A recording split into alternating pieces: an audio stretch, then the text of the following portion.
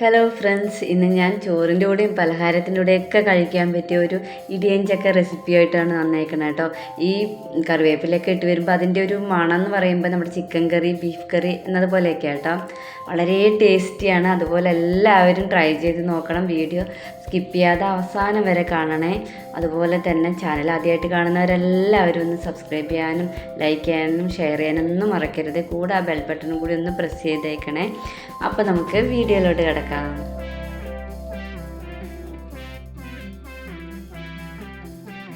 നമ്മളൊരു ഇടിയൻ ചക്കയുടെ പകുതി നന്നായി ക്ലീൻ ചെയ്ത് കഴുകി എടുത്തിട്ട് വന്നിട്ടുണ്ട് കേട്ടോ. ഞാൻ അതിൻ്റെ പുറം വശവും അകത്തുള്ള സെൻട്രലുള്ള ഭാഗമില്ല, അതൊക്കെ ഞാൻ കട്ട് ചെയ്ത് കളഞ്ഞിട്ടുണ്ട് കേട്ടോ. ചിലരതൊന്നും കളയൂല, എടുക്കാറുണ്ട്. പക്ഷെ ഞാനിത് കളഞ്ഞു കൂട്ടായി. അതുകൊണ്ടാണ് ഈ പോളയൊക്കെ ചെറുതായിട്ട് ഇങ്ങനെ അടർന്ന് നിൽക്കണ കാണാം കേട്ടോ. അതൊന്നും കുഴപ്പമില്ല. നമ്മളൊരു കടായി അടുപ്പത്ത് വെച്ചിട്ടുണ്ട്. ചൂടായി വരുമ്പോൾ 1 ടീസ്പൂണോളം വെളിച്ചെണ്ണ നമുക്ക് ഒഴിച്ചു കൊടുക്കാം.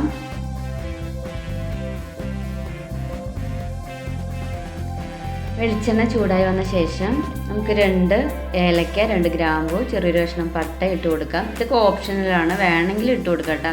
ഇത് ഇഷ്ടമല്ലാത്തവരുണ്ടാവും. ഞാൻ ചുമ്മാ ഇട്ട് കൊടുത്തതന്നേ ഉള്ളൂ കേട്ടോ. ഇവിടെ അങ്ങനെ കുഴപ്പമൊന്നുമില്ല, അതുകൊണ്ട് ഞാൻ ഇട്ട് കൊടുത്തിട്ടുണ്ട്. അതൊന്ന് ചൂടായി ഒന്ന് മൂത്ത് വരുന്ന ടൈമിൽ നമുക്കൊരു സവാള, വലിയ സവാള ഞാൻ എടുത്തേക്കണം കേട്ടോ, അരിഞ്ഞിട്ട് കൊടുത്തിട്ടുണ്ട്. കൂടെ തന്നെ 2 പച്ചമുളക് കീറിയതും ഞാൻ ഇട്ട് കൊടുക്കുന്നുണ്ട് കേട്ടോ. ഞാൻ എപ്പോഴും സവാള വാട്ടുമ്പോൾ ഈ പച്ചമുളക് ഉണ്ടെങ്കിൽ അത് കൂടെ ഇട്ട് കൊടുക്കും.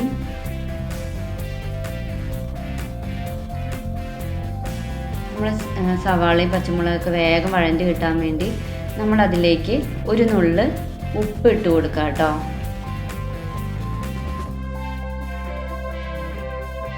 എന്നിട്ട് നമ്മൾ നന്നായിട്ടൊന്ന് വഴറ്റിയെടുക്കണം. നമ്മൾ ചിക്കനൊക്കെ നമ്മൾ വഴറ്റിയെടുക്കില്ല എന്ന പോലെ തന്നെ ഇതും വഴറ്റിയെടുക്കാം.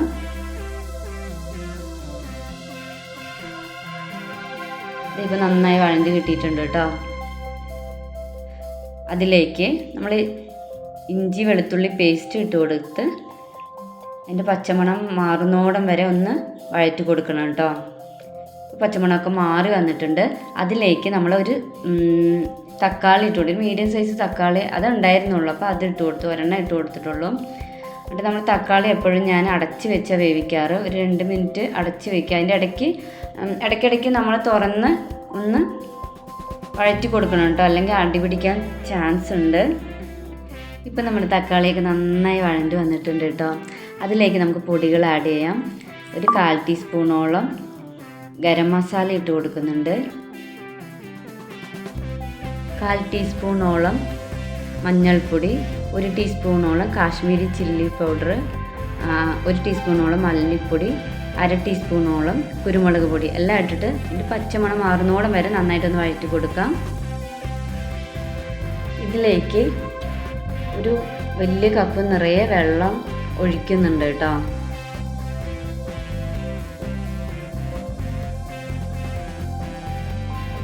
നന്നായിട്ടൊന്ന് ഇളക്കി കൊടുത്തിട്ട് ആവശ്യത്തിന് ഉപ്പിടണം.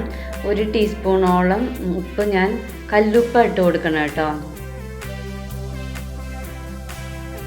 ഞാൻ കറികൾക്കൊക്കെ മിക്കവാറും കല്ലുപ്പ് ഇട്ട് കൊടുക്കാറ്.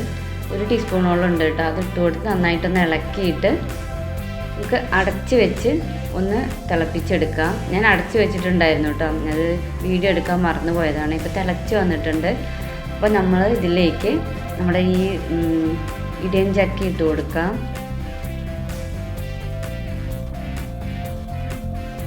ഭയങ്കര ടേസ്റ്റിയാണ് കേട്ടോ, അതുപോലെ തന്നെ ഹെൽത്തിയാണ്. എല്ലാവരും ഒന്ന് ട്രൈ ചെയ്ത് നോക്കണം കേട്ടോ. കൂടെ തന്നെ നമ്മൾ ഈ ഉരുളക്കിഴങ്ങ്, ഒരു വലിയ ഉരുളക്കിഴങ്ങ്, കുറച്ച് അത്യാവശ്യം വലുപ്പമുള്ള രീതിയിൽ തന്നെ ഞാൻ മുറിച്ചെടുത്തിട്ടുണ്ട്. അതും കൂടി ഇട്ടിട്ട് നന്നായിട്ടൊന്ന് ഇളക്കി കൊടുത്ത് നമുക്ക് വേവിച്ചെടുക്കാം കേട്ടോ.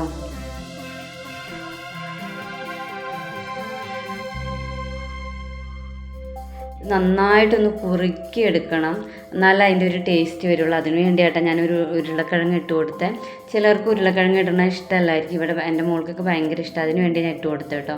ഞാൻ അടച്ച് വെച്ചിട്ട് ഒന്ന് തിളപ്പിക്കുന്നുണ്ട്.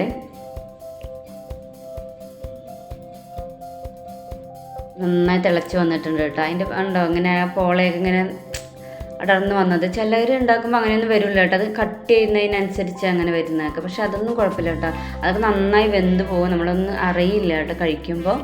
അത് നന്നായിട്ടൊന്ന് കുറുക്കിയെടുക്കണം. നമ്മുടെ ഉരുളക്കിഴങ്ങൊക്കെ ഇട്ടത് കൊണ്ട് തന്നെ ഇത് നന്നായി കുറുകി വരും കേട്ടോ. ഭയങ്കര ടേസ്റ്റാണ്. നമ്മളെല്ലാ പലഹാരത്തിൻ്റെ കൂടെയും ചോറിൻ്റെ കൂടെയൊക്കെ കഴിക്കും, വേറെ ഒന്നും വേണ്ട കേട്ടോ, ഇത് മാത്രം മതി കഴിക്കാൻ.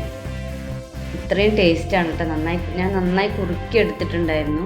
നമ്മൾ ചൂട് കാരണം അത് നമ്മൾ കുറച്ച് ലൂസായിട്ട് തോന്നും കേട്ടോ. ഇത് ഞാനിപ്പോൾ ഏകദേശം കറി ആയിട്ടുണ്ട് കേട്ടോ. നന്നായിട്ട് കുറുക്കിയെടുത്തത് ഈ ഒരു ലെവലിലാക്കി എടുത്തിട്ടുണ്ട്. എല്ലാവരും ഒന്ന് ട്രൈ ചെയ്ത് നോക്കണം കേട്ടോ. വളരെ ഹെൽത്തിയാണ്, അതുപോലെ ഭയങ്കര ടേസ്റ്റിയാണ് കേട്ടോ. വീഡിയോ കണ്ടുകൊണ്ടിരിക്കുന്നവരൊക്കെ ഒന്ന് ലൈക്ക് ചെയ്യാനും ഷെയർ ചെയ്യാനും സബ്സ്ക്രൈബ് ചെയ്യാനും ഒന്നും മറക്കരുത് കേട്ടോ.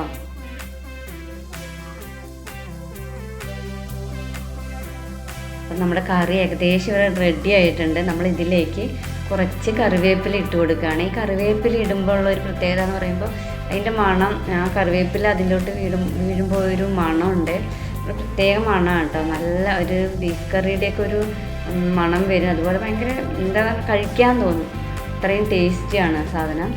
അപ്പോൾ എല്ലാവരും ട്രൈ ചെയ്യണം. അതിൻ്റെ ഫീഡ്ബാക്ക് ഉറപ്പായിട്ടും കമൻറ്റ് ചെയ്യണം കേട്ടോ. അപ്പോൾ നെക്സ്റ്റ് വീഡിയോയിലൂടെ കാണാം. അതുവരേക്കും എല്ലാവർക്കും ബൈ.